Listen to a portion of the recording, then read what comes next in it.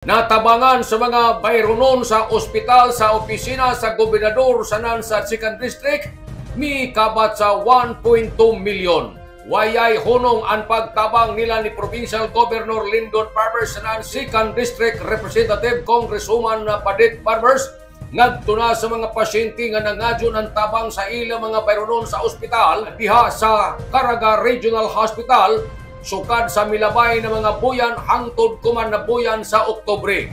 Siya Mrs. Joji Tarpin, ang tagsaliga nila ni Governor Barbers na Congresswoman Padit Barbers, mihatod ni amo na impormasyon na inin buyan sa Oktubre gikan nan pitsa 13 hangtod 17 sa nan Oktubre 20 hangtod sa 24 ning tuig 2025. Mikabat nan 1,254,408 pesos and 1 centavo ang ila tagasto gikan sa pundo ng MAEF.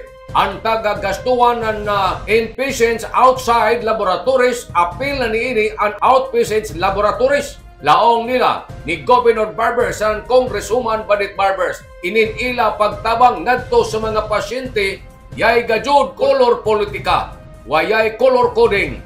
Pinalabi kundili ato'y patigbabaw ang kinunanay na panerbisyo kinsa igo lamang sila tagpiyalan sa labaw makagagahom o ang Ginoo sa tinguha na maradyaw na lamang maibtan sila sa tunok sa ilang mga gihambing na mga sakit sa nan problema kung bayronon man o galing sa ospital ang hisgutan.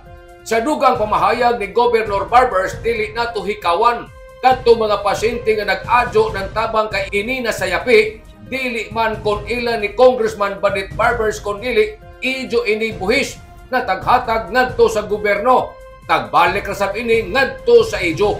Nasayod man kita na ang 10-point agenda ni Governor Barbers na ang una na agendong amuan na programa sa Maradyaw na panlawas kon health program. Nakabutang dito sa ijang 10-point agenda. Nanukad gikan diri sa Kapitolyo ini si Mariciners Marcon Simblax Mario Ponales sa Mulan Mulaong. Salamat, Maradyaw na adlaw natong tanan.